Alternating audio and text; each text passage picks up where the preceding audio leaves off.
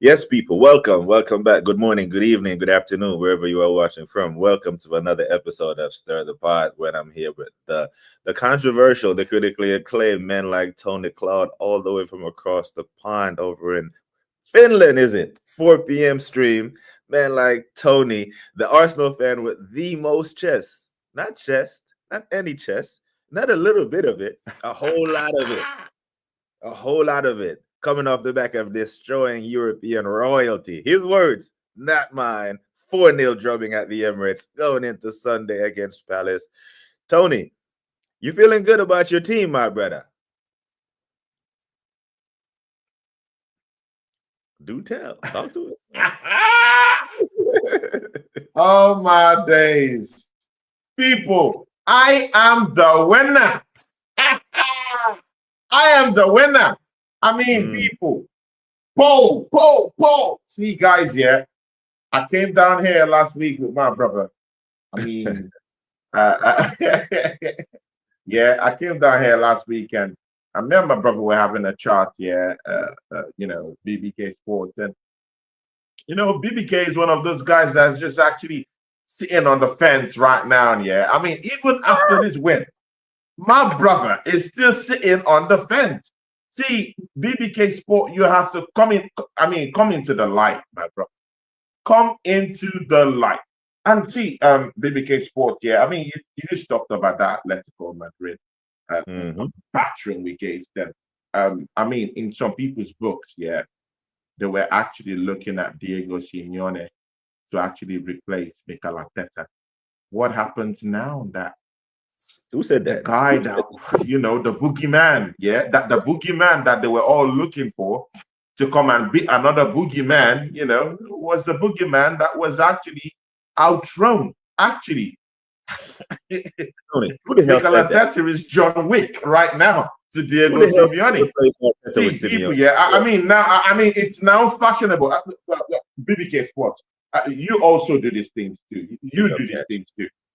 Atletico Madrid is a tough team to play.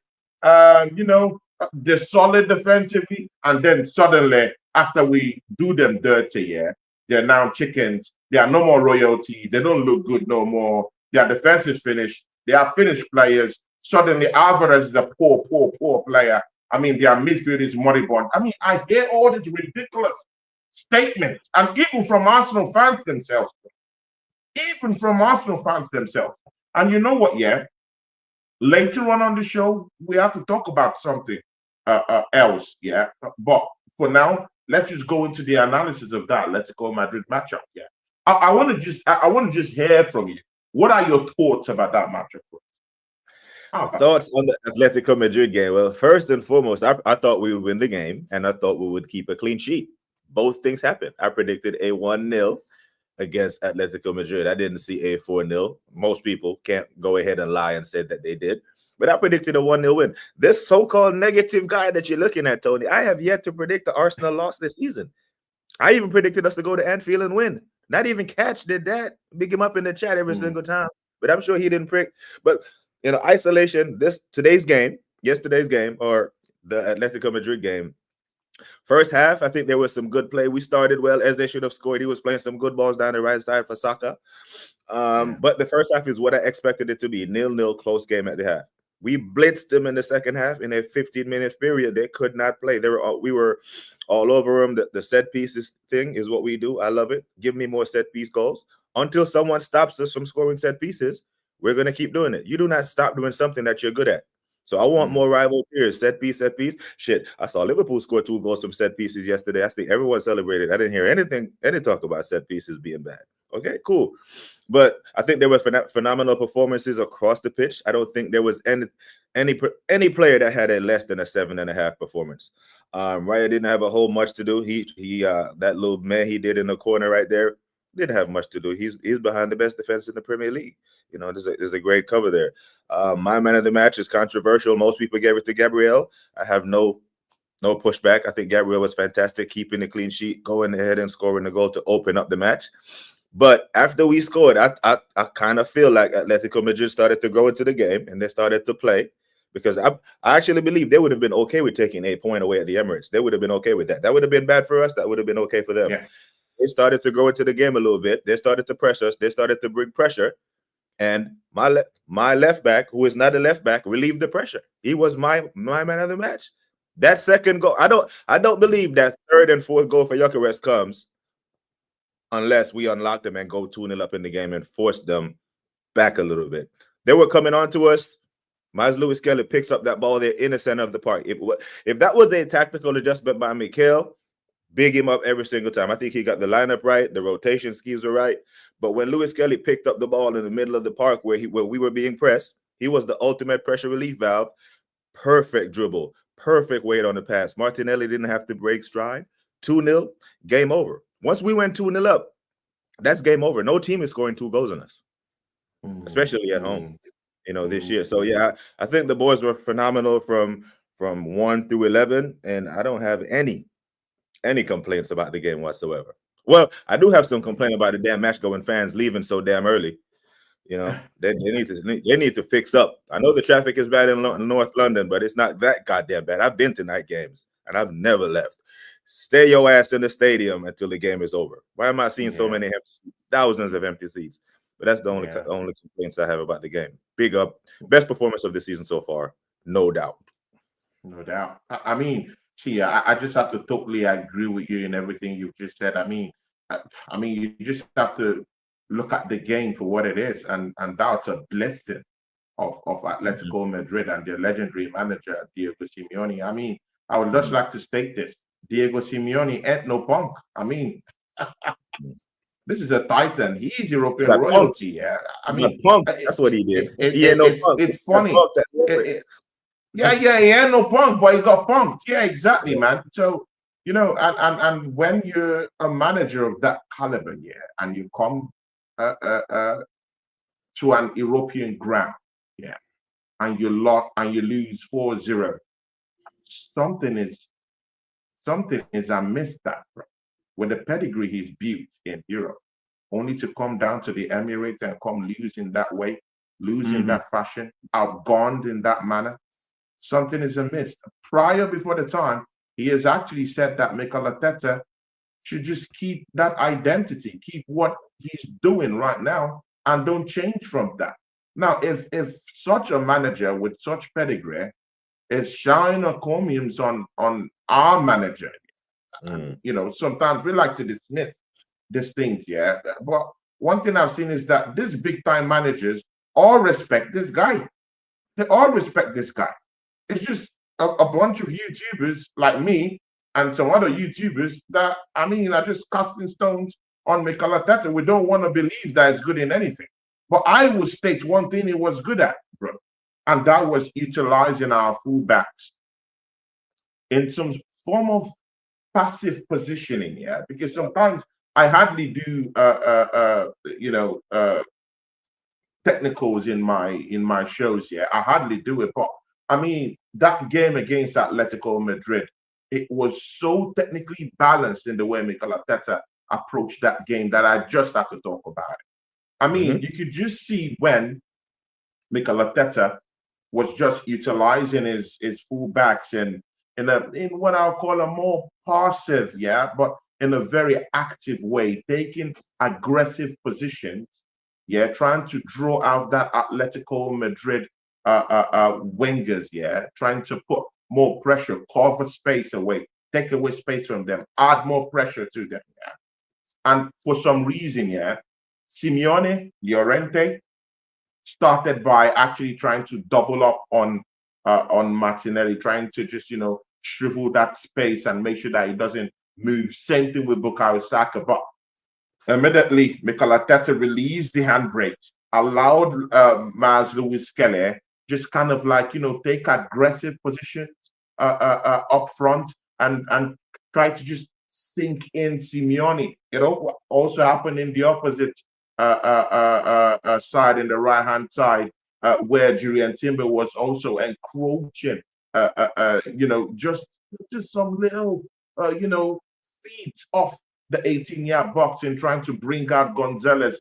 And when you're doing that, when your fullbacks, are actually occupying certain positions, and drawing out the wingers who naturally should actually be backups to Llorente and Honcho trying to cover them up. You're actually bringing them out because you have your fullbacks very aggressive with much pace, and you just what that does is that it just exposes that Atletico Madrid defense into 1v1s and 1v2 situations, and that's why in the game you were seeing Martinelli carve some certain kind of opportunities in this 1v1 situations, 1v2 situations, because Saka 2 1v1 situations, 1v2 situations, it's just completely open.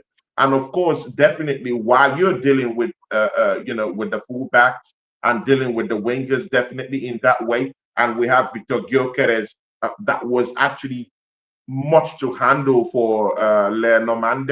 I think that's one of their centre backs, and Jimenez, holding them off while Bukayo Saka just walked straight in, trying to capture Hanko, and Martinelli trying to capture Llorente.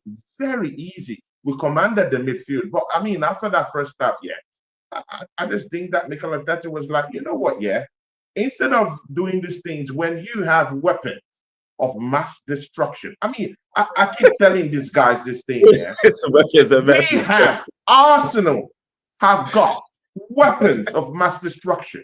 And the number one weapon of mass destruction is set piece. Other people might laugh at us and call us set piece FC. But you know what? Last time I checked, this is one of the biggest. I mean, when I'm talking of weapons of mass destruction, there's one brother that knows more about it. It's sitting right next to me. He understands what I mean by weapons of mass destruction in reality, people. He knows this. So when you have set pieces as one of those go-to options that you have, it becomes a weapon. It becomes a weapon of mass destruction. And you know what? We just really said, you know what?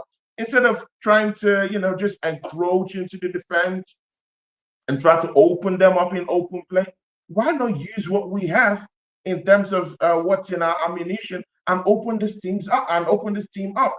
And that's what Declan Rice actually did. That free kick, that whip on that free kick, that precision, carefully isolated Atletico Madrid players from their goalkeeper. The goalkeeper, Oblak, couldn't even come in to get the ball because that whip was so amazing. He didn't really know whether to come out, because naturally Oblak was meant to come out and get that ball definitely. But the ball, I mean, he looked at it like, okay, the players are kind of like far away from him. The ball might just get to one of these Arsenal players who would just, find it so easy. I mean, he was just so confused. The Atletico Madrid defense was just so confused. Tap, boom. Gabriel finds himself with that free header. I mean, they said that was a defensively stout team, and then we cut them open with our weapon of mass destruction. Set piece FC all day. Score me more set piece goals, bro. I need more of them. And you know what? This is why I call it a weapon, because it actually opened up that Atletico Madrid team. So suddenly, their fullbacks that were actually working as that second barrier to protect Llorente, to protect Ancho. Gonzalez actually had to come out right now to actually get them to score goals because they're already 2-0 down at this time. Simeone had to come forward at this time, and that just made Lewis Kelly just do a madness, made Timber do a madness, get into those spaces, pushing them backwards, open play goals that are coming in. And you know what? Just look at Victor Gyökeres, people. I mean, it wasn't the prettiest of goals in it, but I mean, you want your striker, in that 6 yard. I mean, just right in that traditional spot where your number 9 would just stay, and you get the balls across to him. Eze actually kind of like just, I mean, it just dropped the ball at him. It wasn't really kind of like a pass. It got to him real fast. He had to just really kind of like with finesse, really turn and just, with a little bit of luck and a little bit of whip, and just went into the net with a little bit of deflection. And that's what you get because you have to be in the box. You don't have to be running the channels. You don't have to be building up play from behind. You don't have to just sit back and be a Batman ram and just hold off center half. You can just sit with yourself in that 18-yard box. That's where you want your striker in. That's where you get the goals. Same thing for the second goal. When that header came in from Gabriel, again, Gyökeres in where you want your striker to be. That's where you want your striker to be. And he's down there and he scores the goal. And see, this thing is as easy and simple as it ought to be. It doesn't need to be harder than this. When you look at Haaland, who has scored nearly 28 goals this season, bro, the figures this year for Haaland here, people. I mean, you don't see man running through the channels. You don't see man just holding off center half as the only thing he does. No, he doesn't just do that. Sometimes he situates himself in that 18-yard box as a striker. It's in his wheelhouse to run the channels. It's in his wheelhouse to be a battering ram. He can do that. He's big, he's a tall guy. He can do all these things. But Pep Guardiola has his main man in the 18-yard box where you need him trying to score goals. And you could see with what happened to Gyökeres, finding himself in that box, getting the ball in that 18-yard box. He's not out there running the channels because we already had players who were running the channels already.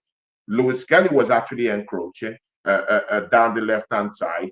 Timber was helping out in that right-hand side. Man didn't really need to, run through the channels. Man just had to be direct. He just needed a ball to get to him. And that was what happened.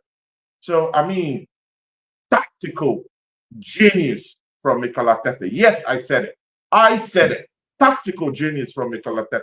Because the same way we give him all these critical punishments is the same way we have to say, man, you did well. And I don't really care what anyone says because, at this point in my career, I don't really care about what random people say on YouTube. What I really care about is that I speak the truth. And that's a fair reflection of what happened. And you know what, yeah? I also want us to also delve into this. Arsenal fans, Arsenal YouTube channels, yeah. Arsenal is a very, very big topic. Yeah. I mean, you touched on that just a little bit yesterday. Yeah. But I want to bring it back because I'm seeing all these top channels, yeah, all these big channels, yeah, they all want to do Arsenal content. This man's, yeah, I mean, they've brainwashed Arsenal YouTubers, yeah, to look at themselves less, to just critique their football club, yeah. But them man are using our content, yeah, saying that Arsenal are using set pieces to score goals. They're actually heralding it. Matisse was heralding it just the other day, yeah. He's still showcasing light to the positivity of what we're doing this season. Mont was doing the same day before yesterday when we beat Atleticò. But out here, they're making money with this stuff. They're praising the Arsenal. They're saying Arsenal team is the best thing since sliced bread right now. But we as Arsenal fans can't even make no money. We can't even get views out of our own because we just want to critique. I mean, bro, people will not say, this is what people would say at the back. But I mean, someone has to stand up and say something. Arsenal content is one of the most, Arsenal content, if you don't, look at Terry Flowers, bro. Man has completely forgotten that he's a Manchester United fan. He's a pure Mancunian. But man is just in that pretty okay, willing to do Arsenal content, bro. Because that's where the conversation is. That's where the money, and this man's here, they're leeching from it. And me and you are out here, they've made us to just completely only critique our football club, only say nasty things about our football club. While they run with the money, they're not Arsenal content creators, and they're getting all these views. They're getting super chats, they're getting all these things. While in our own channels, we as Arsenal fans can't even say anything good about our team. Bro, I'm not being brainwashed like that. If you're not Lee Gunner, if you're not a football 12th man, Dan Ports, if you're not Northside LDN, I mean, if you're a big critic of our football club, man, you can't feed. You can't feed. You can't get views. You can't get your bills paid.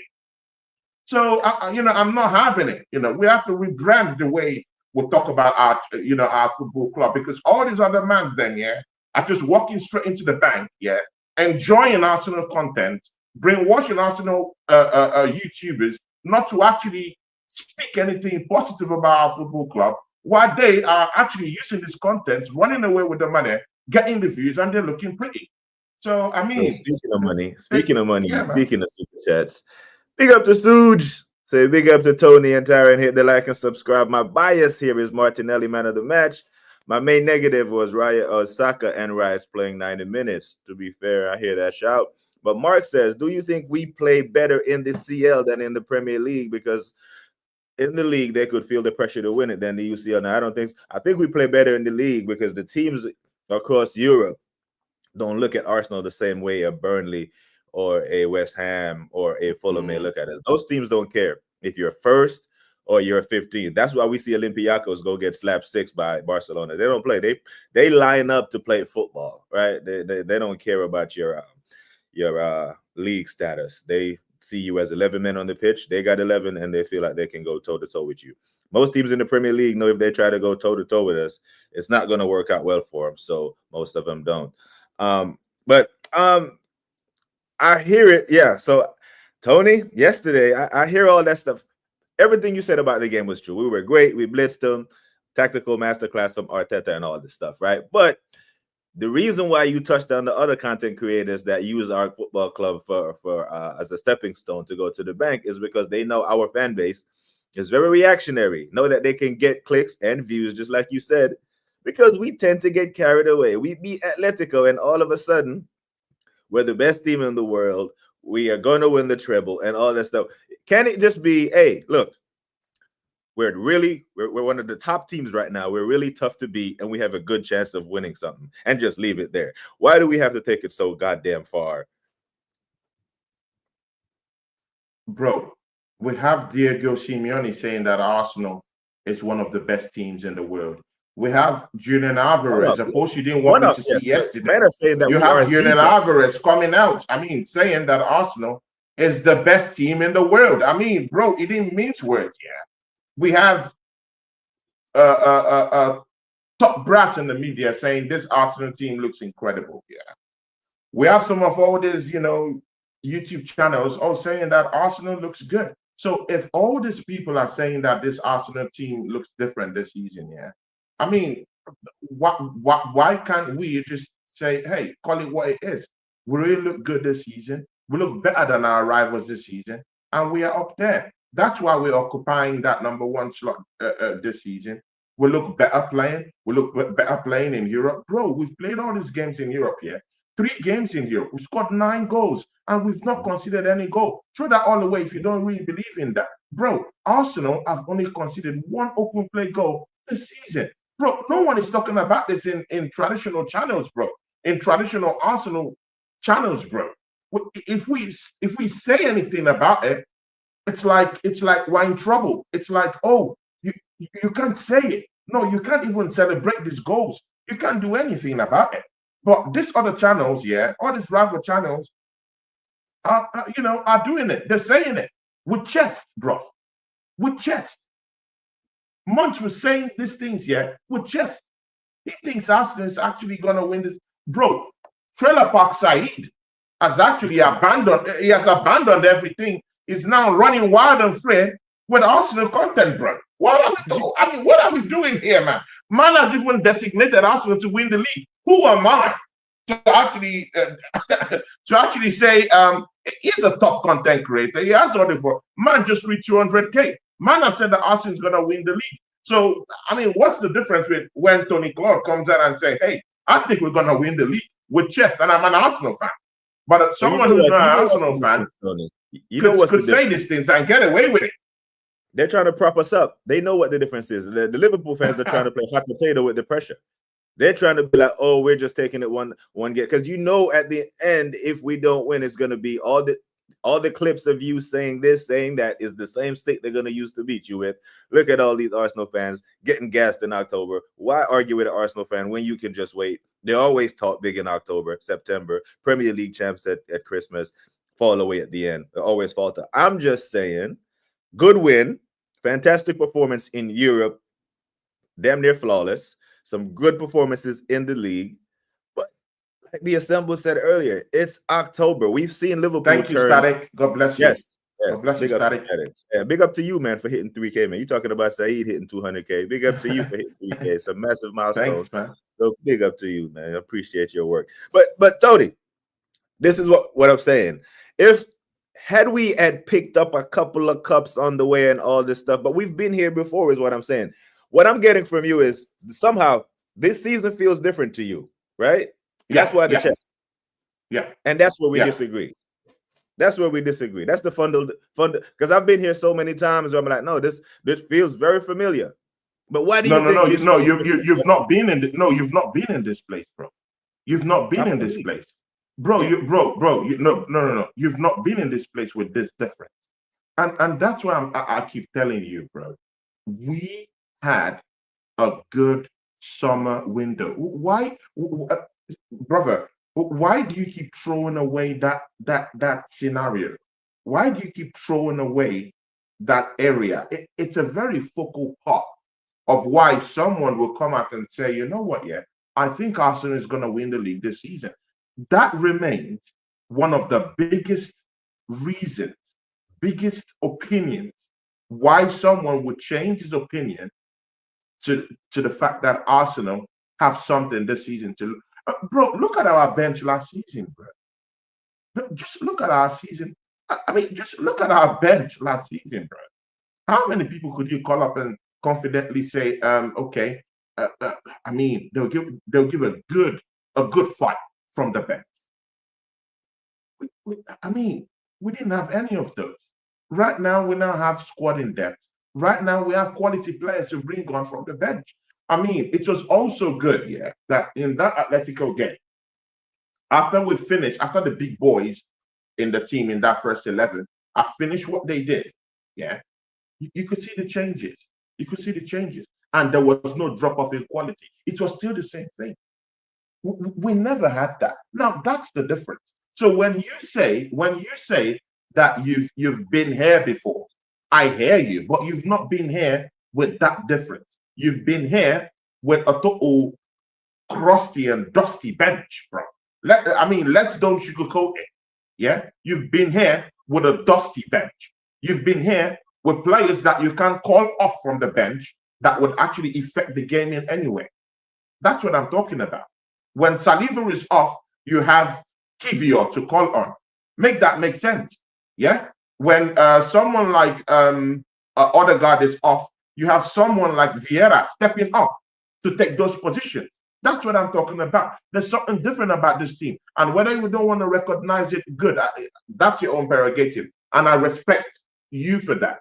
I've had this PTSD also. I know that we've been in this place, lots of times. But this season, there's just something different. And you can see our defense here, people. Guys, let me blow your minds down there in the charts here. You know, sometimes I like dishing out these little gifts here and there. Yeah, I like giving out. I like dishing out all this stuff. Yeah, people, just something for you to run with. Arsenal. This is Arsenal's best defensive start to the season since this club was ever created. Just settle down, let that sink in, and my brother, take it away. Oh, now you want to talk? Yes, I wanted this. My purple flowers. I wanted it. Name that music. It's plenty for me and Eros. Hey, Larry Hoover. What? Hallelujah. Maybach music. Maybach music. That's what I'm talking about, people. Yeah, give me my thunder. What the hell did you just say? What the hell did you just say? The best defense. Okay, you want me to run that back? Yes, please. You want me to run that back? Okay, people. He wants the run back right now. I said, Arsenal's start to the season is Arsenal's best defensive start to the season ever since this football club had its inception. Can you wrap your head around that? Okay, that's what you said. I thought you said something else. I swear to God, I thought you said something else. Okay. Yeah. Okay. I thought you. Okay. Good. Yes. Okay. So we've had a fantastic defensive start to the season, right?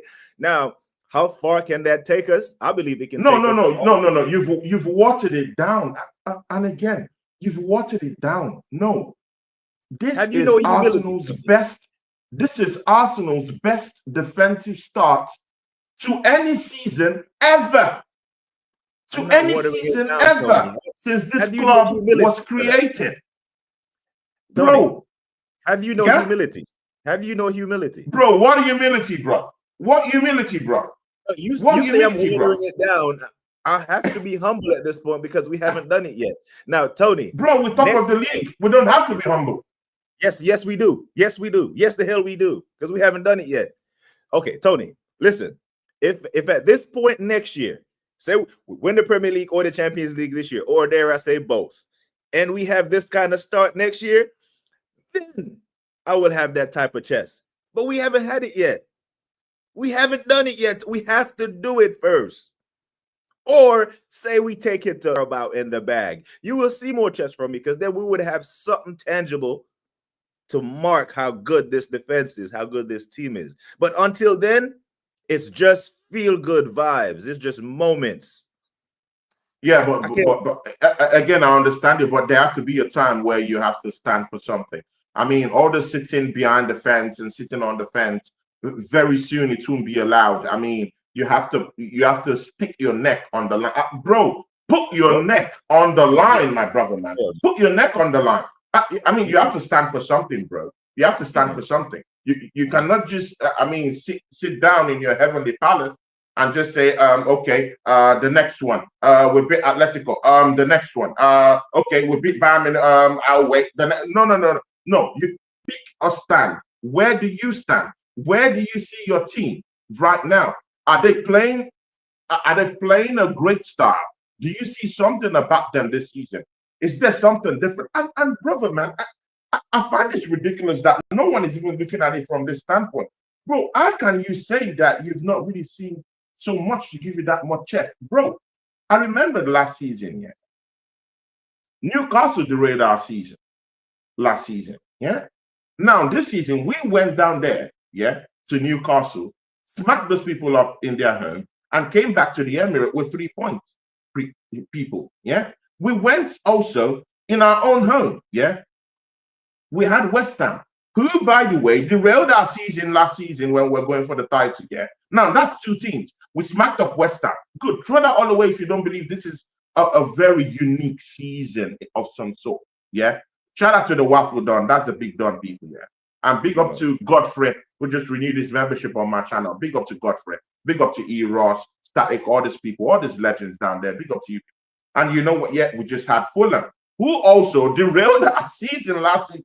Brother, we smacked them up. 3 teams that actually were participants in derailing our title last season. We rewrote those wrongs this season. And you're telling me it's not something special. And we have quality in depth this season. We have a good bench finally. Gyökeres might start scoring on all cylinders. And you're telling me, brother BBK, that this season ends something special. Okay. Here's why. I'm gonna. Okay, everything you just said is true. Yes, bad result at home against West Ham last year. We corrected that.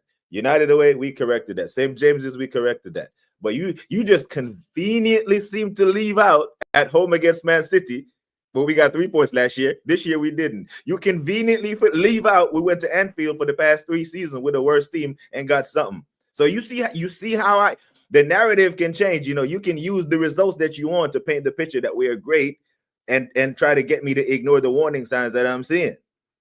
Because I get you, but in all these games that we've beaten Man City, have we won the title? What difference does it make? No, but you're in those games where we've beaten City, you're beating Liverpool at home, beating other big teams, yeah, along the way, and we didn't win the trophy either. So I mean, but Tony, you are using those results to make your argument that this is something different. But we have had results this season that in previous seasons went in our favor. So we had to do those. You can't just pick the results that make it looks good. You have to paint the full picture. It's like a half truth, a half lie. Like it's lying by omission, so to speak. I didn't lie. I just didn't tell you the whole truth.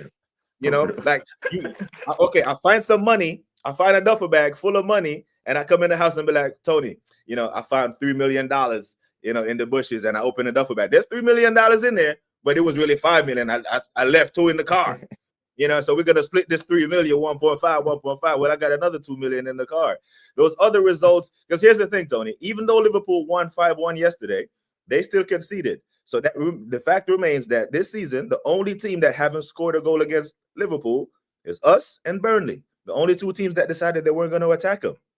You know what I'm saying? I still see elements of cowardice in this manager.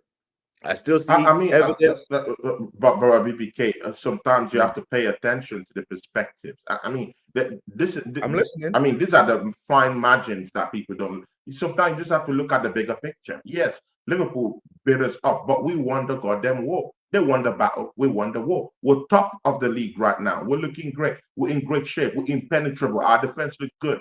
That was a worldie, by the way. If you're going by that standard, the goal they scored against us was a worldie. But I know in your own world, these worldies don't mean anything. So I completely give that to you. No problem. It does mean something. But that worldie, but again, I prefer to win the war. Worldie should have made it one. That worldie should have made the game 2-1 us or 1-1. It shouldn't have cost us the game. We should have scored our goal. Everybody's scoring on these men. Everyone is busting net. Bro, and then we went there and we were scared. Bro, do you think a team can win the league even having lost against Liverpool? Do you think so? Yeah. So what is this argument all about?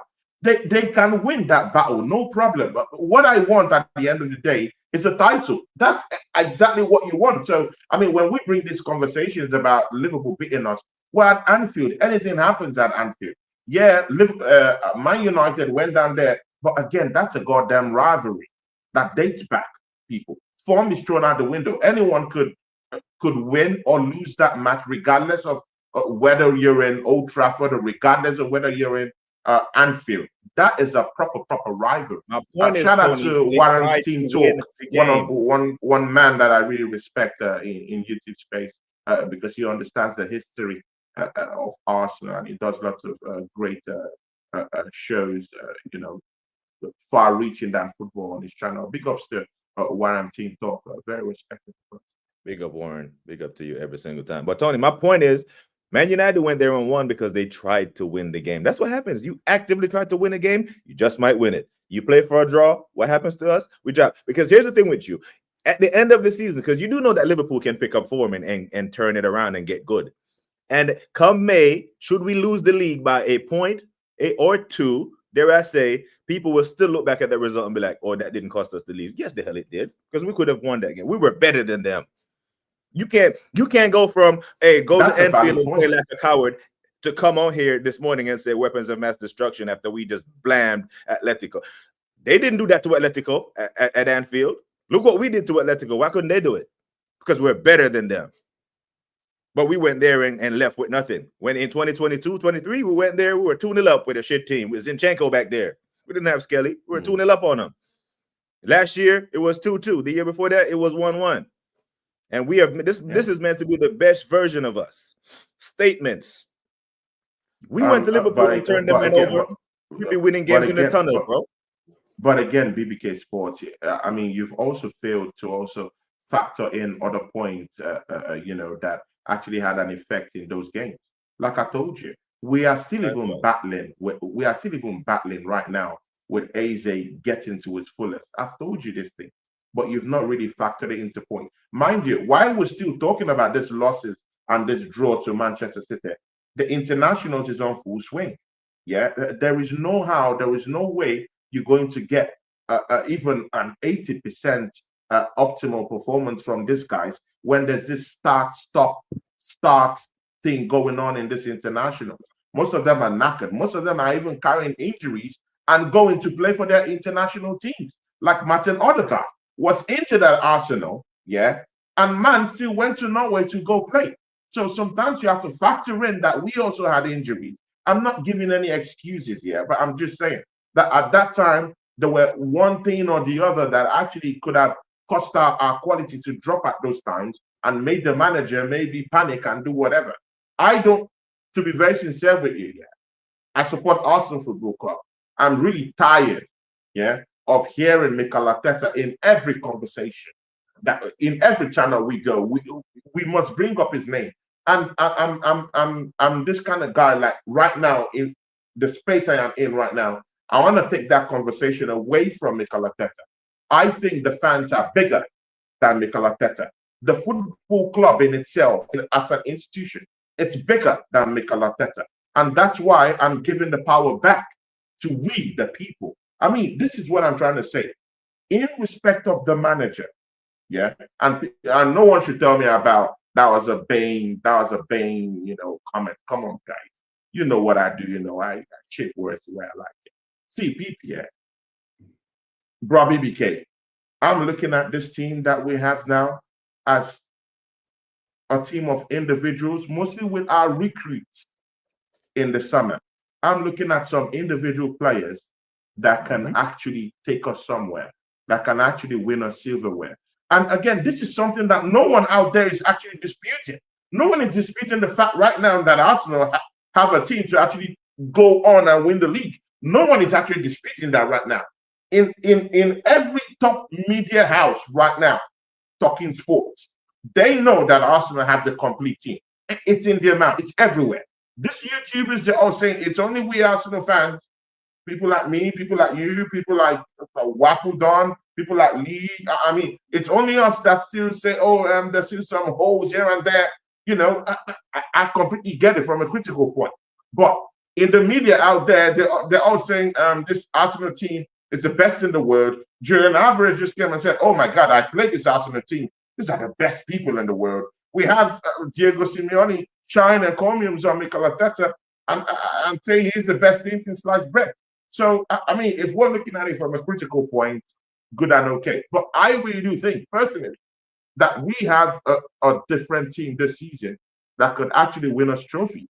I think we have individual players, regardless of who the manager really is right now. I've seen Barcelona teams, yeah, with Pep Guardiola. He doesn't even have to do anything technically.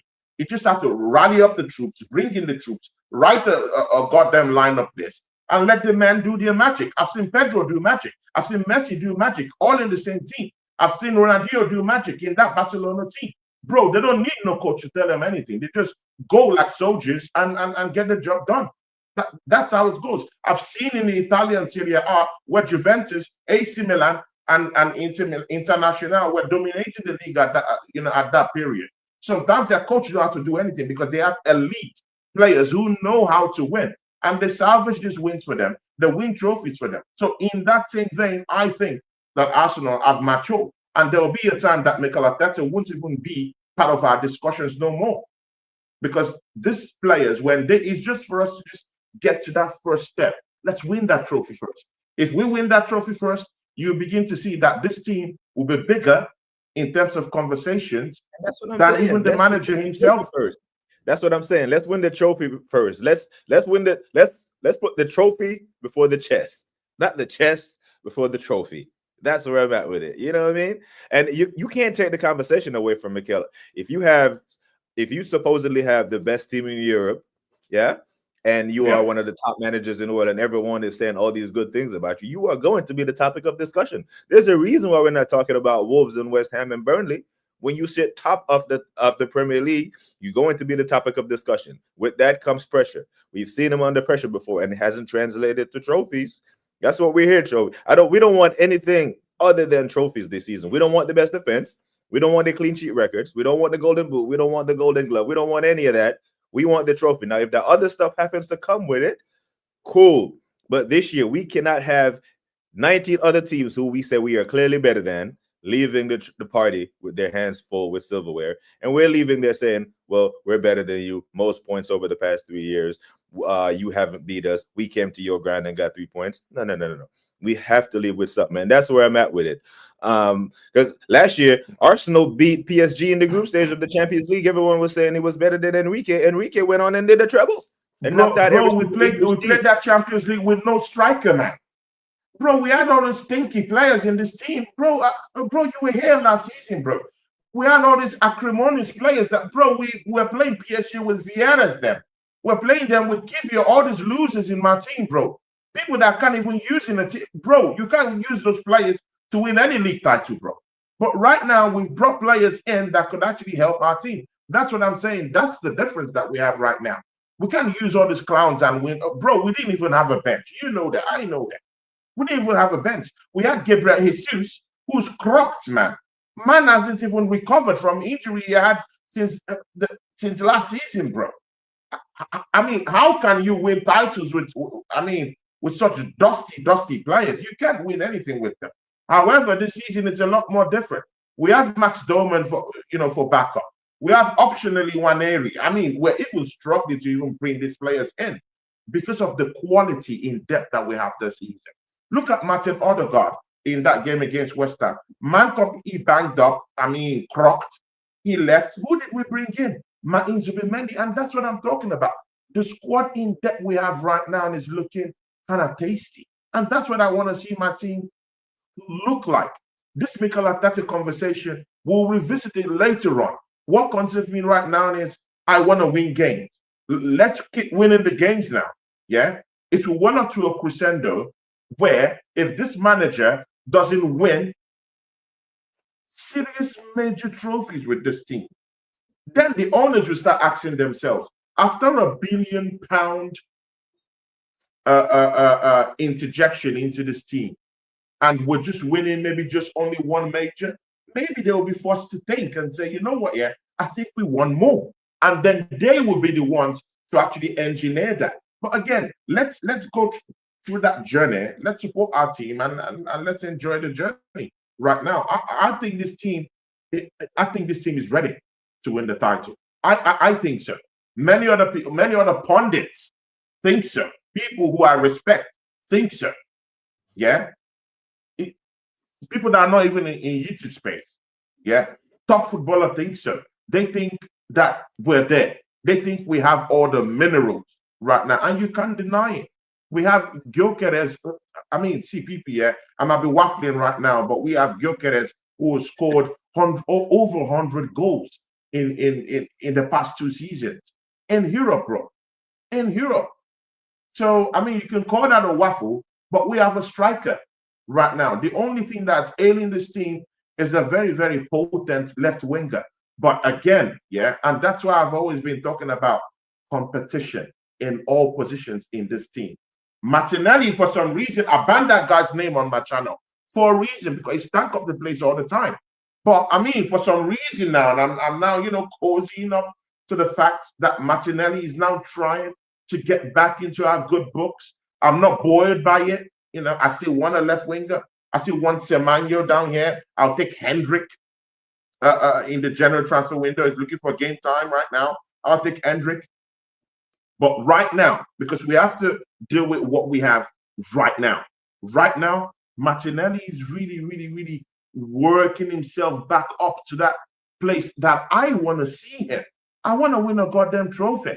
So if he's sitting up, if Trossard want to sit up when he comes into games, that's what I want to see. I want to see healthy competition all across the pitch. That's what I want to see. Let's not even talk about our defense. It's the most solid that it has ever been, people. Our midfield, Declan Rice is doing this thing. Zubimendi, when we went to get Zubimendi, they told me, oh, he can't pass. No, he can't do anything. No, he's too small. No, he can't tackle. Man has interception. Man is an elite passer of the ball, and we've seen it. We have the evidence to bring that out. So, I mean, we can either run with it right now, you can either say, hey, I don't want to be on the fence, and stick your neck on the line and say, you know what, yeah, I think Arsenal will win a major trophy. Bro, there's no shame. You have to be completely shameless while doing this, bro.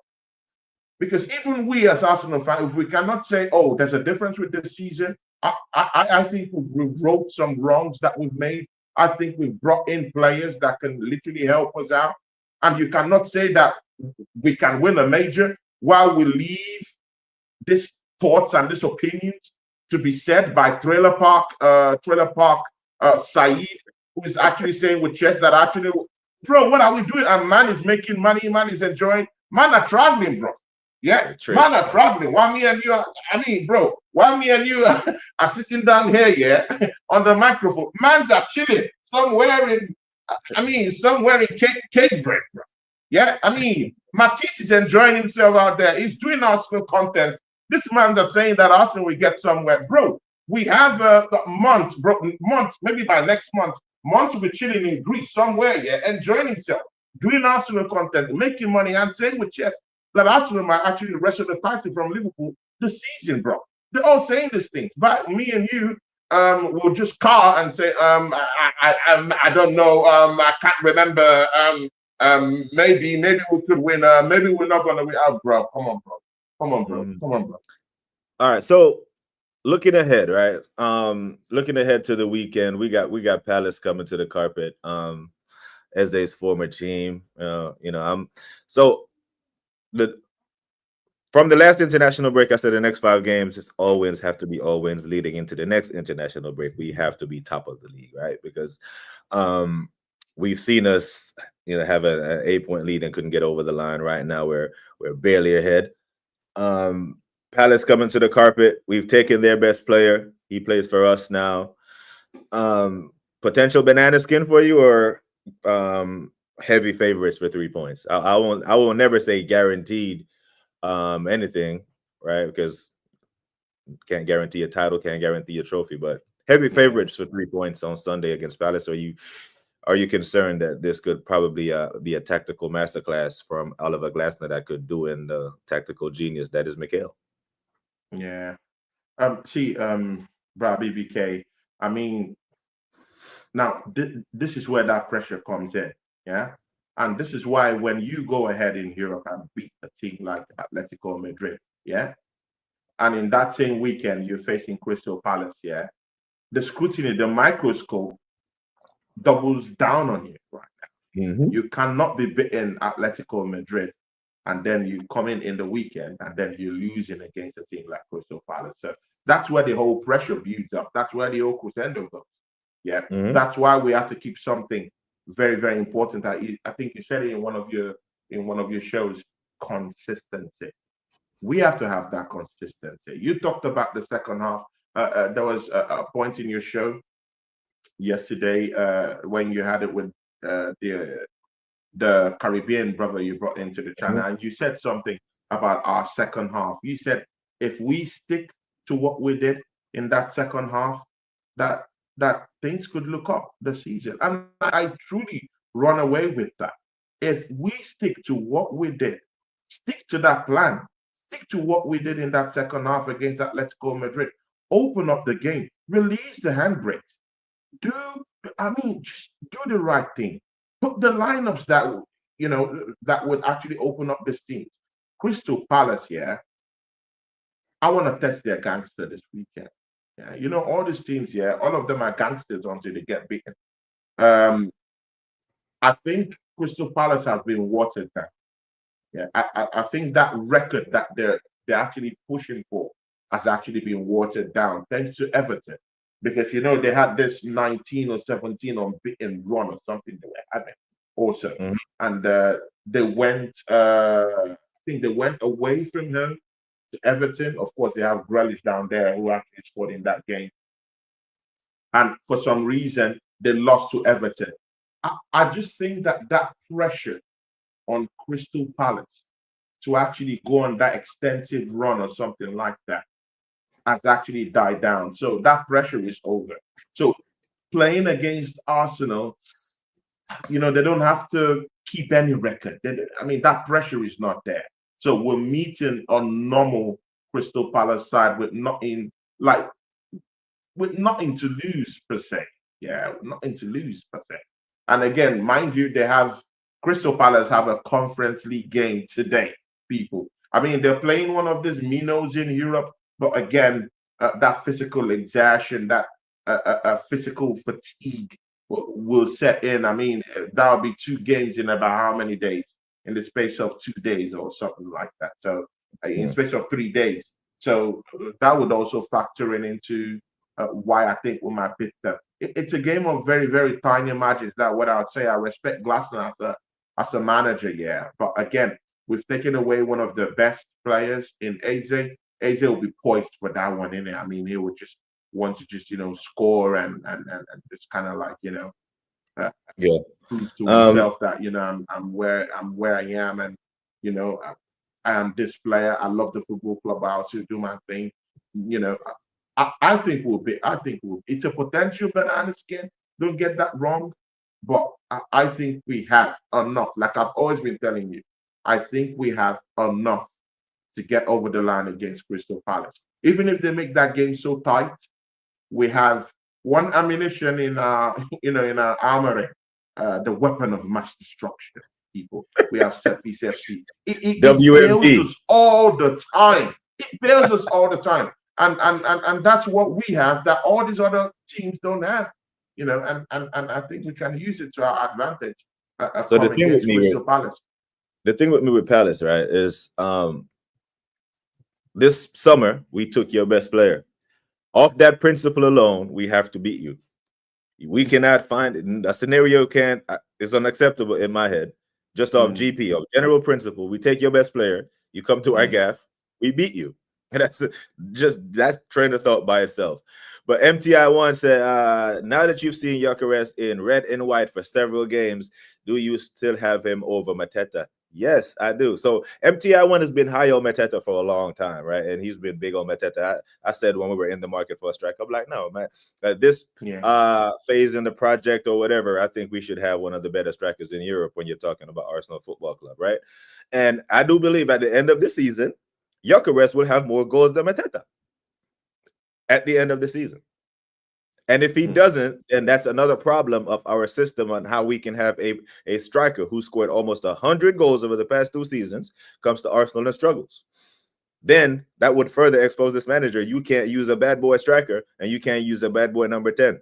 Because if you let Oliver Glasner get more out of Eze than you do, when we have better players around Eze, we have a better defense behind him, better wingers to the left of him, to the right of him, and better midfielders next to him, then that points back to one person. And it rhymes with Brickell and Arteta. I think Arteta teams have issues with teams that play 3 and 5 at the back. Now, you know what? You know why I don't want to hear that shit? Because Man City and Klopp's team faced the low block for 3-4 years in the league. Every week, teams weren't open up against Man City. You find a way. Whatever that way is. If that way is set piece, if it's via set piece to open up the game, fair play. Let it be. Because at this stage, as good as our defense is, we score 1 goal, that might be good enough to beat most teams, especially the most mid-table teams. But again, it's good you brought up that point. But again, that's why I keep banging on that point about our recruitment. We do have players that could actually open up these teams that decide to go on a low block. We do have it at this time. I mean, when you talk about it last season, we didn't really have it in it. Even if we had people like Gabriel Jesus, players like Gabriel Jesus, I mean, characters that could literally get into teams here and find pocket spaces within those clusters here. But most of them are injured, completely banked out. But right now, we do have someone like Eze who could walk in those spaces. We have someone like Zubimendi who could pick a pass and tear open, all this low block shenanigans going on with this team. I mean, you could look at him as a traditional number 6. But man has a pass in him. You know that.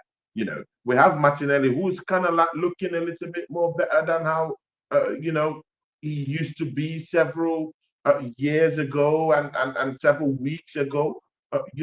He's now looking like that guy that's willing to run at players, kind of like open teams up. Maslow Skelly is actually taking up aggressive positions up front to actually open these teams up. So we do have something of some sort that could actually open up this team that would decide to just kind of like stank up the place, close up all the whole spaces, and we can literally open them up. And in this case, we might actually be opening up those spaces with a former Crystal Palace player. How about that? Yeah, I hear it. But our running games are like I said, I don't want to disrespect Premier League teams, but we have a favorable run of games. But as do our compadres as well. I think City has a Favorable run of fixtures, as do Chelsea. Now, everyone is talking. It's Liverpool, Arsenal, Liverpool, Arsenal. How do you feel about Man City being spoiler and going under the radar in this title race? You think Man City is a just as big a threat to us as Liverpool? I mean, all this threat of Man City just started a few weeks ago when when Liverpool started faltering. That's when people started talking about Manchester City. But again, it's good. It's competition, no problem. It's the Premier League. You have to pick the best teams to actually win the league. Good. So let's run with it. Now look at Manchester City right now. Yeah, I mean, nearly more than half of their goals this season has been scored by one man. Yeah. Right. Who is that? Erling Haaland, people. Yeah. Remove Erling Haaland from that equation, people. I'm just putting some context into some certain things. Yeah. Extricate Haaland from that equation. These guys aren't in top 4. Make that. I mean, just wrap your head around it. Wrap your head around it. If you remove Haaland and his goals, Manchester City won't be in top 4 right now as we speak. Well, if you removed our set pieces, would be top of the league without set pieces? No. Set pieces is a style. It's how you want to play. It's part of the game. It's how you score goals. So, but the point I'm making is we have set pieces in the grand scheme of things. It has nothing to do with the player. No. It has nothing. It has no ties with the player. No. That's just how you play. It has nothing to do. It has completely. That's how they play. They play throughout. It has nothing to do with any player at Arsenal Football Club. It has to do more with the framework, how we decide to play. That isn't calling Haaland as it is with what he's doing at City. This man is scoring goals as the guy at Manchester City. It has something to do with how we play. We don't have to talk about him scoring penalties or anyone scoring set pieces at Man City. If they do it, good for them. But I'm talking about extricate Haaland from that. They're not in top 4 this season. So in the grand scheme of things, this guy has played throughout the summer. This guy has had international games being played. The same way he's banging in goals for Manchester City this season in the summer where they had the Club World Cup. That's the same way he's playing multiple games in the international. Bro, come on, man. He's a mere mortal. He's a human being. Either the dry spells will come, or either man will be completely banged out, in the space of 3-4 games. I'm telling you this. In the space of 3-4 games, this man will be completely torn out, people. I'm telling you. He's had a busy summer, people. He's scoring goals. He's the engine. He's the machine, bro. If he goes down right now, this whole small smack talk about Manchester City will just completely dry out. I mean, anyone who wants to even bring in any controversy, your best bet is actually to even say that Liverpool is going to bounce back. I actually think that Liverpool is going to actually bounce back and actually be on that road to actually challenge for this title than anyone coming up with that Man City talk. To be very sincere with you, I think there's a more better chance for Liverpool to bounce back and even potentially win this league title than for Manchester City right now to actually run with this. To be very sincere with you.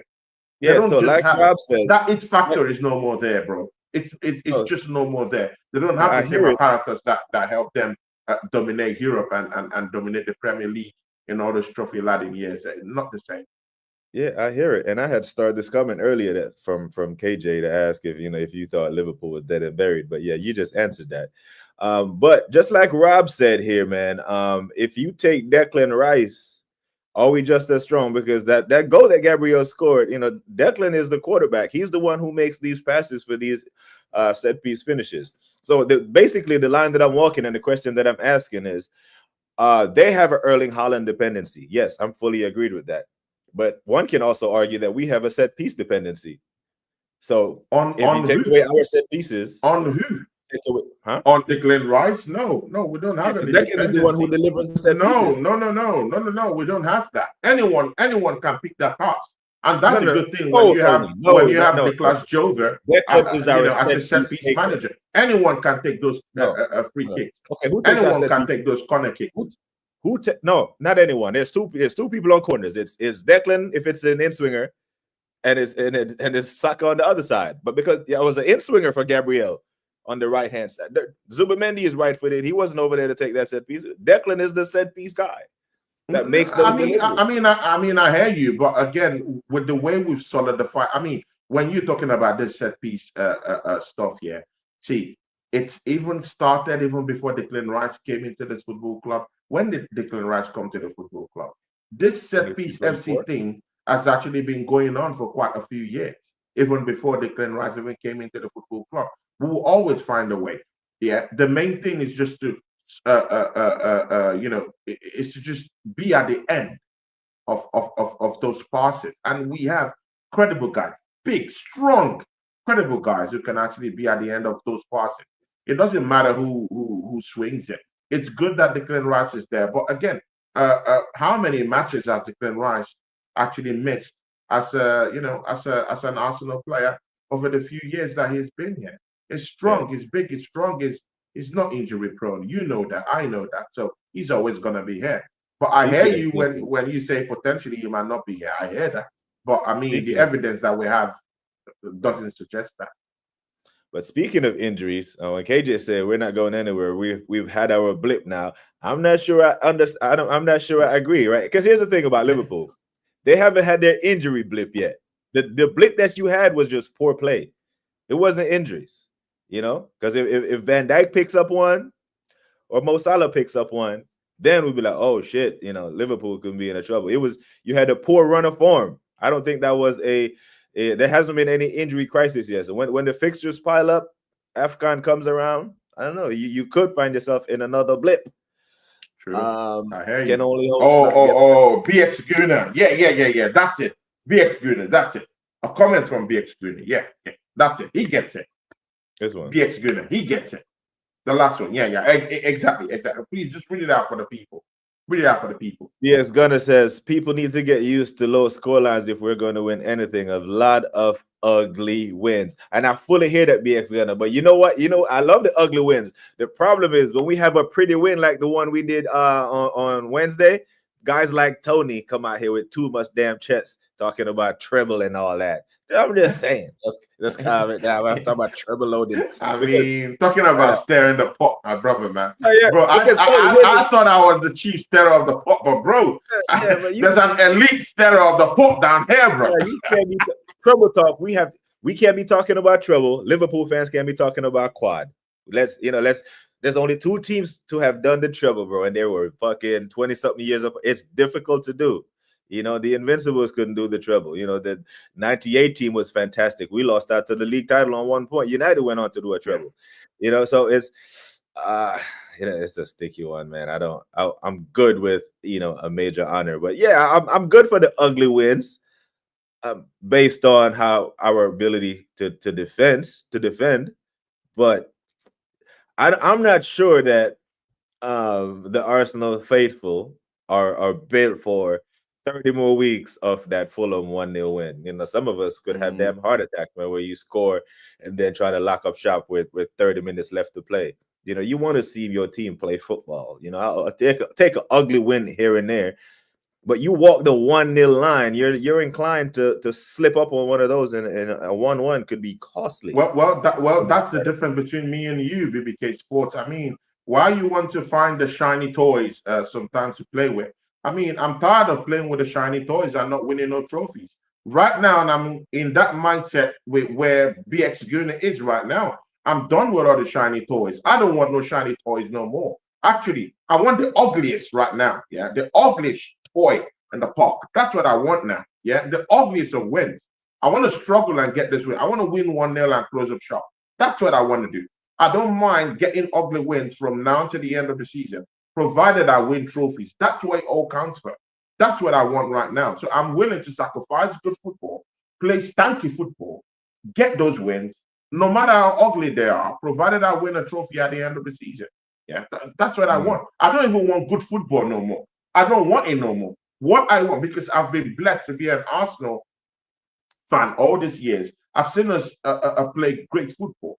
Yeah, and I've also seen us not win anything with that great football. I want to stink up the place right now. I want Jose Mourinho 2.0. I want us to stink the place up. Yeah, that's what I want to do, provided we win ugly. And it doesn't matter how you win it. Just win that first trophy, yeah. And then every other thing will fall in line. Yeah. And again, see, it's very difficult, people. It's so difficult, yeah, not seeing Arsenal winning a major trophy in the next 3 seasons, people. It's so difficult, mostly when you're not conceded. I mean, BBK Sports have actually talked about our defense 3 times, but I don't know if he has fully wrapped his head around what our defense really looks like right now. I mean, we are impenetrable, people. I mean, season teams can get, bro, season teams can get goals against us. Bro, that's how bad it is, bro. I mean, it's all good and okay to say, we have a good, bro, this is more than good. I struggle to see teams in Europe right now that would score against us, bro. I really struggle to see this kind of team. Maybe the only team I could see right now that could score goals against us right now is maybe PSG and a Bayern Munich. And even at that, that's even a struggle, bro. We are so impenetrable. When you are not conceding goals, there's that extra bit of ounce, extra bit of confidence that comes from having a compact back four winning. I mean, look at our centre back. I mean, people, yeah, it's the best centre back pairing in the whole of Europe. I mean, run with it whatever you like. Yeah, look at the competition we're having down that left-hand side, bro. I mean, my brother down here will laugh at me, but I mean, this is so true. This is bro. We have the evidence, bro. The evidence is there, bro. Let me put you on the. I mean, see, yeah, you know what? Yeah, my brother doesn't like sticking his neck out, but you know what? I'm gonna bring your neck out. How about that? See, people, yeah, BBK Sport. Put your own voice on the line right now, yeah. Do you think that Arsenal have got the best right back in this league? Yes, I've said that. People who watch my do you think it's the best in Europe right now as we speak? No. Who's the best in Europe? Bro, I'm going for invincibility right now. Who's the best right back in Europe? Hakimi. Hakimi. Man, don't do this, bro. That don't mean I'm trading. Man, don't do this, bro. At this point, I don't care who's best. I've seen Hakimi play. And man, Hakimi is not. I mean, he was that guy, yeah, but he's not that guy now. He's not that right back. He is that guy. Bro, no. Arsenal have the best right back in the world, bro. There's no need of being humble. The truth is out there. This man, them, yeah, all saying it. Trailer Park Said is saying it. Here's what I said. Terry Flowers is saying it. We have the best, bro. But you don't want to say it. You don't want to say it. I don't want to say it. Come on, bro. Listen. What are we afraid of? Saeed goes wherever the wind blows. He is the most fickle fan. You know what I'm saying? Because right now he's hammering in because they beat. Yeah. I just like it for the fun of it anyway. Yeah, Terry Flowers. He has to pander to Arsenal because he's poking that little dark thing. You know what I mean? So he has to do what he's doing. But what I'm saying is, I've said this before, and the people in the chat can tell you. I will say there is no right back in the world that I'm trading for Timber. I'm good with Timber. That doesn't mean I wouldn't take Hakimi. Matter of fact, if Hakimi comes to Arsenal, I'm moving Timber to left back, and then we have two of the best fullbacks in the world, and then good. Okay, I heard that. Okay, I heard that. I think Hakimi is that guy, man. Hakimi gives me Ashley Cole vibes. You know what I mean? Like, he was so good going forward and defending. Like, Timber is there, you know what I mean? But there is no right back in the Premier League that I'm taking over Timber. But I do think Hakimi is. But again, he needs to come and prove himself in the Premier League. I mean, and again, this is one of the facts that people always don't look at. I mean, it's good to look at Hakimi, Yeah, he's a bad boy, man. He's a bad boy. At his high horse level right now. But what will he do when he comes to the Premier League? I mean, I've seen the best of the best players come to this league and quake this comment and run away. So, yeah, this is what I'm saying. We have to use our best defense as a license to go attack teams because we know we can defend. So let the boys play football, because I do believe that we go 2-3 up on teams, then it's curtains. But I don't want to see us be locking up shop with a 1-0 lead just because we know that we can defend. Don't invite pressure onto your defense just because you can and want to flex it. No. You have to kill teams off. That way you keep this defense fresh.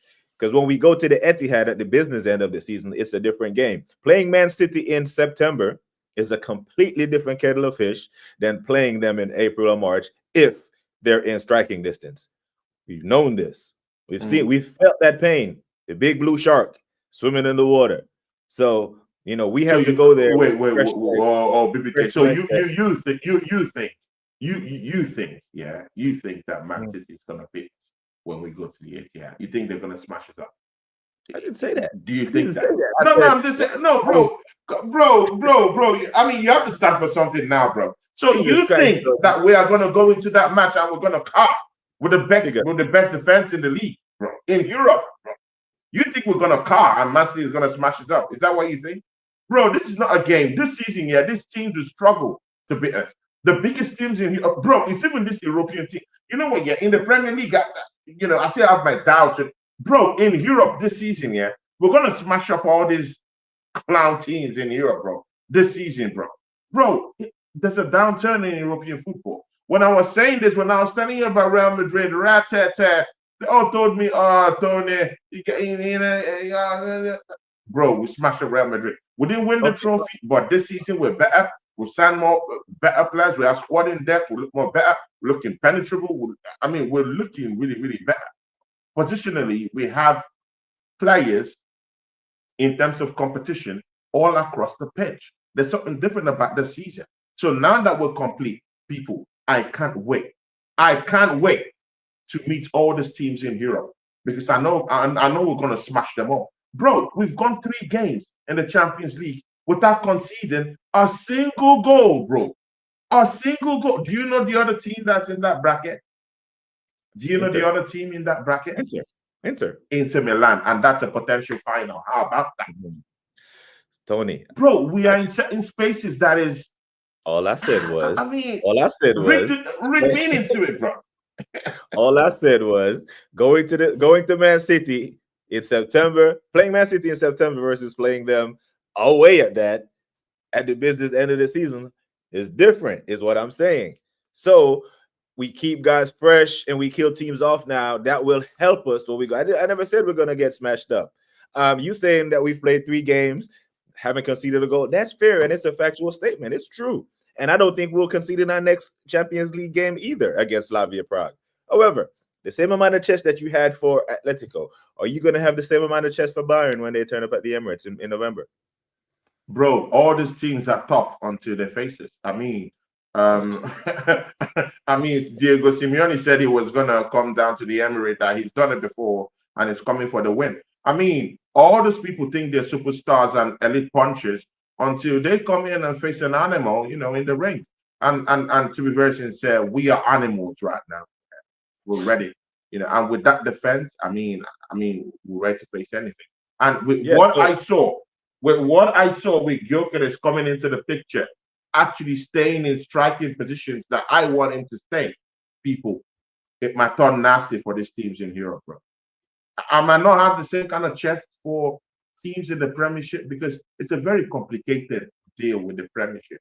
I'm still trying to wrap my head around that because this team, like you got that argument right. I completely agree with you. These teams in the Premiership, they look at us different. They're very different when I'm more scared of a team like Crystal Palace, a team like Bournemouth, what the challenge you're gonna bring to us, than an Atletico, than a Bayern Munich. When we face them, we face them. When we face these teams in Europe, we face them. No team in Europe would be pitched against us right now in the quarterfinals, in the round of 16, and would smile to the bank, saying that they're gonna smack. Bro, no team would do that. No team in this Champions League would have the cojones to actually face Arsenal and smile about it. No. It will be after you do the job, then you smile. You can't smile. Bro, I remember days when Bayern Munich would get Arsenal in the round of 16, and they would just smile all the way because they know they'll smack us up, bro. A couple of years ago, bro, it's all in the bro. We know this. If we get teams like Atletico, they would just smile. They know they're gonna smack us up, but not this time. But what we've built right now, I don't think so, bro. and with the players we have, the reason I have all this chest is because we had a great summer. That's what a good summer of transfer business does for you. It gives you wings. People, Red Bull, it gives me wings right now. Our transfer window is Red Bull to me. It gives me wings. I can fly. I am the winner. Because, and none of you are gonna bully me on this chat, because I mean I can see KJSJ trying to bully me, but you know what? Yeah, I mean you were part of those people that said that Atletico was gonna smack us up. How about that? You know, so I mean I put myself on the line. I put my neck on the line saying these things. Yeah. How about you to put your neck on the line and say something about that? Yeah. We beat all these teams. We beat them up. Yeah. The only people I'm only scared about is all these teams that Crystal Palace, Bournemouth, because I literally fear what they're gonna bring to the table. But these European teams, say no more. Say no more. Say no more. The chest that you have now is the chest that I will have after the trophy. Like the YouTube has never seen a BBK with chest. They've never seen me, you know, outside. That's because you're a politician, bro. Yeah, but I've never seen you being clipped up, bro. I mean, you're a good politician, and you have your way with it. You have your way with words, and you know all these things. Yeah, I mean, I just have to see. Maybe I'll be the one to clip you up, bro. I've never seen you being clipped up, bro. I'll probably. So we start winning. I'll start saying craziness once we start winning. Yeah, right. Start saying craziness, but you know, at this point, you know, I won't have all the chest that I had for Atletico against Bayern, because I really thought the Atletico game, because we've won that, we're postured well to get top 8, because now we can afford to draw against Bayern. Had we not won this, then the Bayern 3 points would be more important, because if we didn't win that as well, then all of a sudden Club Brugge and Slavia Prague away become must-win games for us to avoid that playoff. So I'm completely thrilled with the 3 points, but the fashion. But what do you say? Well, I'm more interested in what you say. What do you think? Do you think any of all these teams in here? Okay, good. Do you think Bayern Munich is gonna just smash us up? Like, what are your thoughts? Which teams in Europe can confidently play us right now and smack us up? I don't think we win that game against Bayern. Mm-hmm. That's the first game this season, to include Anfield away and City at home, that I will not be predicting a win. I don't think we win that game. I'm being completely honest. Against Bayern Munich. Yeah, I'm not saying we're going to lose, but I don't think we win. But why are you saying this? Is it because Harry Kane is scoring goals? Not just Harry Kane. I mean, this defense is facing is not. It's nothing like an Arsenal defense. Well, I mean, and that's what I'm saying. You need to properly, wrap your head around the kind of defense that you have. You need to wrap your head around it. But again, if you think that Harry Kane, I mean, I'm seeing him scoring all these goals in Europe and in the league. Yeah, he hasn't met the rock, the wall, the great wall of Arsenal. He hasn't, bro. He hasn't, bro. Just wait till Saliba touch it, just a little bit. Just wait, just a little bit, just a little bit. Man will go through factory reset, bro. Let's just wait. We'll be facing Bayern Munich anyway, so let's wait and see. There's assembled with the comment of the day right there: prevention or cure. Yeah, bro. Prevention all day, man. I would take the people. I would take the pill, people. I want to be plugged into the matrix. I want it all, people. I see people. I want it all. I will take all these pills. I'm ready. I'm ready. I'll put my neck on the line, people. What I need, I've seen the difference in this team, people. Tony, what I need is for our attack to catch up to defense. Normally, it's the other way around. You're right. You need your defense to catch up to your attack, but the defense. You know, when we talk about our defense, okay, best in Europe, up there with Europe. All of Europe is looking at the Arsenal defense and saying, "Damn, look at it." I want all of Europe and the Premier League to be looking at our attack that way. You know, looking at Eza, looking at Saka, you know, looking at Gyökeres. Now, if our attack was fluid and doing all that stuff, I'd have more chest. But like, as good as our defense is, we've conceded one open play goal to one of the top strikers and the top striker in the Premier League. I think Harry Kane is a world-class striker. So if we can concede to Haaland, you know, I think Harry Kane can bag against us. He loves a goal against us. He's in a better team right now. Yeah, and we're getting these wins, and they are, bro. Yeah. How many clean sheets have we had this season, bro? Now we do a 4-0 on them. We do a 4-0 on them. Chess. Okay. We keep a clean sheet on them, then I believe we top the group. Oh, if we do my days. Bro, you're shameless, bro. You're shameless. So you want us to go against Bayern Munich and don't concede the goal. Oh, come on, man. That's how tough a test, like DX Gunner said. If we do a clean sheet on them, 2-0, 3-0, then I believe we top the league phase. We top the table all the way through. All the way through, yeah. I think we have a game against Inter Milan. I mean, those are the games, that would really, that are very, very big and huge question marks. I like us away though, because of our defense. I like us away because defense travels. Yeah, that's true. Travel, but again, at home when the onus is on us to attack, at Bayern Munich with Olise and Diaz and Kane, it's a lot to deal with. So if we keep a clean sheet on that, then you will hear all across Europe, but like, yeah, you're not scoring on these, man. You're not. What? Yeah, I think we'll go head to head with Bayern Munich. I think we'll go head to head with them. But it might not even be our defenders. It might not be our center backs or the left back. It might be David Raya doing some stupid shit, just like he did against Atletic. Just like he did the other day. Yeah, exactly. You don't get away with that, It's a fine margin. But again, a team that I know that will literally just disarm us and actually just beat us to any kind of game we decide to play is Inter Milan. And that's my real fear. In fact, I want to go into this competition, probably maybe to the finals, not facing Inter Milan, because that's the only team I actually look right now and say, okay, this team would actually just disarm us and beat us up in a way. It could be 1-0, it could be 2-1, but they have that potential to just scoop out your plans even before it gets hatched in any way. They could go physical with you. Defensively, they're a unit defensively. In 3 games, they've not conceded any goal. I mean, international, they're looking good, bro. That's one team that I'll pitch my tent to say, okay, against Arsenal, yes. PSG, we have a chance. We beat them in the group stages. We can still have a go. They're good. I get it. But we can still have a go. Bayern Munich, all that tough guy stuff with Harry Kane, we can stop him on his tracks, and it could be a cagey game. They could win. It could go either way, but What about Barca Real? Hold our own. Barca Real.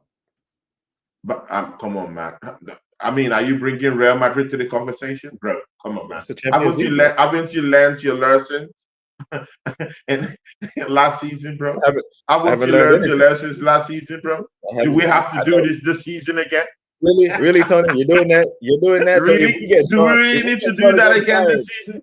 Are you serious, bro? This Atleticò Madrid team wiped the floor with this Real Madrid team. Was he not in a? That was in a Spanish La Liga game, right? Mm-hmm. And that's a team we just wiped with the floor. Bro, come on, man, don't do this, bro. All this Madrid, we're gonna smack them up. Yeah, the teams I'm literally afraid of is teams from the Italian Serie A. They're just that good against us. Yeah, so if Real Madrid slap up Barcelona in the Clasico this weekend, that won't change your mind. That was us beating Real Madrid last season, bro. That these men will be motivated to write. So this season they're different. This season they're different, right? I mean, with the manager, Anyway, with the manager, but again, see, with the same team. How many changes have they brought in? We're different this season, right? Because we went to St. James's Park and now you're going for a low blow. We went to Old Trafford and right that wrong. So we're the only ones who can right wrongs, Tony. I see what you're doing, but anyway. But yeah, I do believe Bayern will give us even a bigger problem than Inter because the owners we're at home and we will be meant to attack them. I don't think the Emirates is going to be okay with us just sitting back and inviting pressure on. Go play football and we create some space for them fuckers. I think Olise is, because what's going to happen because Arsenal fans I've seen it in the spaces, Michael Olise or Saka. Who's better? Who's the better player? So in that game, If we hear it, he hears it. These guys on socials, you know, at least they will show up. But I do think it will be the biggest test so far for our brick wall defense, or I don't know how you so eloquently called our defense the Great Wall, or you know, them boys back there, Saliba, Gabriel. You know, I won't be losing sleep the night before, but you know, I have concerns. And again, bro. Again, one thing we're not also factoring into all these things is that we also have, I mean, a cluster of players, that are injured. I mean, we have our creative spark, Martin Odegaard, out, people. I mean, he'll be coming back maybe around he'll be back probably maybe around mid-November, something like that. Yeah, without it out of this team, and we just caved Atletico open, bro. Without our creative spark. BX Gunner with the chest. BX Gunner says something just feels different about this team. Hey. This is the time you play those Maybach music, bro. Come on, bro. Give it up for it, bro. Come on, give it up, bro. I mean. What BX Gunner is saying, he ain't scared. He's never scared. That's what he's saying. But I'm a little nervous. Big up BX Gunner, absolute real one. BX Gunner is a real one. Known him for like three seasons now, 4 seasons. They are showing another level to their quality. Okay, but then you know what happens is, we may not. You know, I'm not even putting that energy out there. Now, I was about to say we may not concede another goal until after the next international break, but then again, we might fuck around and concede 2 this weekend. But I would love to see that. I would love to see this defense go into the Premier in the internet, not conceding just clean sheets. Come back from November with. I'd love to see that, but then I will be still sitting here waiting for the attack to catch up to the defense. I want to see the attack click. Maybe when Odegaard comes back and him and Eze are on the pitch together and they can, exactly. That was the point I was actually trying to allude to. That Madueke will be coming back. We have Odegaard who might be coming back in mid-November. Bro, we have all this, I mean, bro, I've even seen that our best player, even in preseason, hasn't even been part of the season in a way. Max Dolman. Yeah, and that's a testament to the attack isn't clicking, because I do believe if we were blowing teams away and up 2-3-0 comfortably, he would get minutes, because he got minutes against Leeds, I think, or Forest. Whichever game that was Leeds. He had game time again. When Gyökeres scored the penalty, he got minutes in that game. So that's what I'm saying. When we're up, that's another good time where you can rotate and keep minutes in the legs and prevent injuries going into the business end of the season. Because what gets lost on a lot of people in Pep's treble and these three-peat seasons, what he was a master at managing minutes and keeping guys fresh for the April-May run-in. And I think if we have fresh legs and guys healthy, the Champions League and Premier League pile up towards that end of the season, that will work well for us. And I do agree that we have a deep squad, but you have a deep squad and you're able to further rest guys because you kill games off early will greatly benefit us on that end of the season. Assembled. What I mean by a cluster of players, we have injured players who are coming back. That's what I mean. Madueke coming back. Kai Havertz. Someone has something to say? Man is coming back, people. I mean, that's what I'm even waiting for, because you know what? Yeah, if there's one point I've consistently been banging on this season, it's about competition for places, bro. There's nothing like competition for. I mean, when you see Saliba, when Saliba was on the bench on the road to come back, and he saw Mosquera balling. I mean, there must have been something in his head that was like, oh my God, I have to come back, sign a deal, and just come back and take my position. If not, it might. I mean, some people are already looking at, okay, Saliba might actually lose his place to Mosquera. Now, see, I want competition for places all across the pitch in this Arsenal team. People, if Kai Havertz comes back, Gyökeres will have it in the back of his head. Man, if I don't fix up and keep scoring against these teams, man, Mikel Arteta is going to bring his favourites and walk him straight down into that traditional number 9. He's going to give him the throne of Victor Gyökeres in this team. We can't allow that, definitely. But again, that's you talking as a person or as as a fan of this football club. But you know that the manager would do what he likes, and he likes Kai Havertz. So this is what I want: competition for places. If Kai Havertz is coming back, sitting on that bench, Gyökeres will have it at the back of his mind. Okay, I need to score goals, yeah, because this man will bring in Kai Havertz. Madueke down there would say, okay, good. I need to come back and throw in that kind of shine I had in the first 3-4 games this season. Just maybe this manager will look at me and say, okay, coming in place of Bukayo Saka, this manager can do it. I mean, don't test this manager. He can do it. Ricardo Calafiori had a good start to the season, still has a good start to the season. But you saw what he did against Atletico Madrid. Yeah, it changed him all of a sudden. So don't say that there can be all these little changes here and there when all this cluster of players that are already missing comes back to play. And again, guys, don't forget, we still have Gabriel Jesus, who might be coming back before the January transfer window. Probably, guys, it might be coming this November, people. So that's another thing. So imagine having a fit Kai Havertz, having a fit Gabriel Jesus, having a fit Madueke for cold November, December. Hey. Oh my His God. Words, people.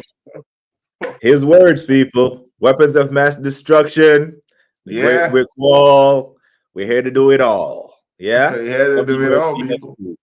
Let's soak it all up. Soak it all up. Let it all work out. Let it all work out. Let the people know what you got coming up, my bro. It's been a yeah, man. See, it's always fun. It's always fun being with my brother. I mean, people. It's not usually like the normal serious, traditional, footballing shows you get out there. Sometimes it's just really good to just have something a little bit of a comic relief. I mean, after arguing all these people, sometimes when you argue Arsenal football, sometimes it just gives you stress. Yeah, because the manager sometimes won't turn up with the kind of lineup you actually want as an Arsenal fan. You see things differently as an Arsenal fan. The manager might not, go tactically the way you want him to go. The manager might not bring in the changes at the time you want him to. And these things are so stressful. So sometimes it's only good to do shows that can actually just help you out, get that comic relief out there. So big ups to you, people. Yeah, people, please join me on Tony Claude Gunner TV. See, people. Yeah, sometimes, I have chest for my team, but sometimes I'm always a critical one. Just wait until we lose, then you guys will see the beast in me. But we're winning. Things are looking good. I mean, people, come join me on Tony Claude Gunner TV and let's have some perspective. You heard what is going on right now, people. You heard the man. Gunner TV is the channel. You see my channel, and it's tagged right there. On the title. So just hit me up, people. Hit me up. And big up to you. Big up to you, BBK, man. I should tell you that, man. I mean, we just revived our show again, and episode 5. I mean, we keep going, people. And it's nice to have this show in the afternoon, and we're getting this kind of traction. I have people on my own channel, people on your own channel watching it too. So it's only good. And look at the chart's bubbling. People are here, I mean, this is what we want to see. Where we come out to say something, and people are here to either laugh at us, talk to us, or chime into the chat too. So big up to everyone.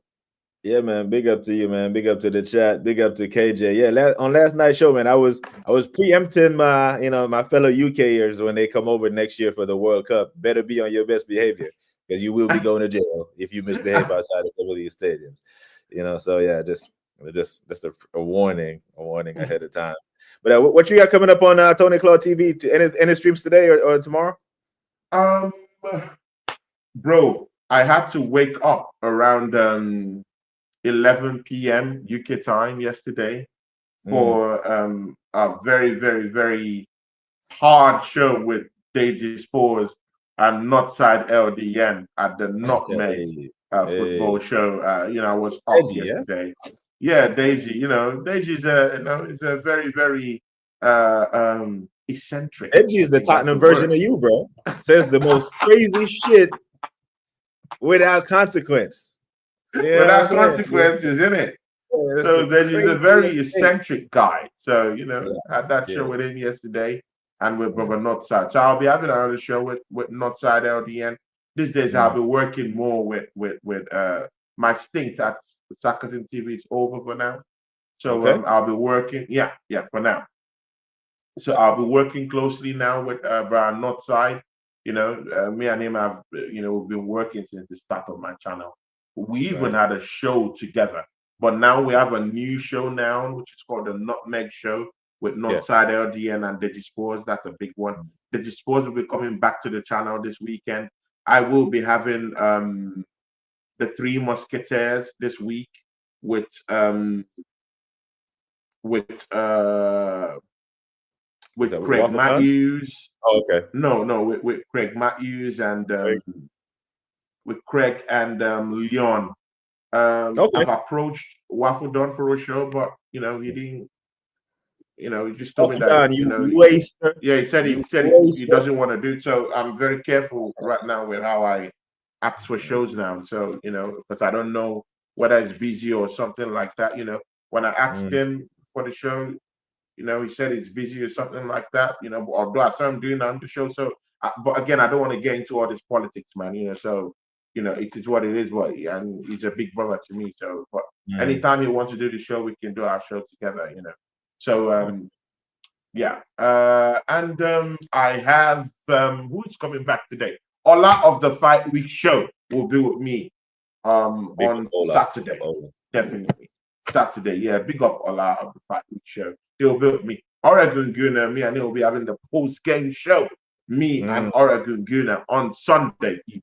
So lots of shows. Me and Josh Truguna might be coming back tomorrow. Definitely on Friday. So bro, lots of shows. People, I'm back. And people, I have my consistent show right now with BBK Sports. So people, we're not going anywhere. I will be with my brother BBK Sports every week. People, consistent shows. There it is, people. From now till the end of the year, people. Catch me next week with my brother BBK. Yep, it's been fantastic, man. It's been such a pleasure having you on. But big up to everyone in the chat. Big up to Rob. Big up to the Assembled. Big up to KJ, LFC Monster, BX Gunner, all you, man, that came through and contributed to the conversation. It's been absolute joy and pleasure. So big up to you. Like I always say, people, take care of yourselves and each other. Until next time, we are gone.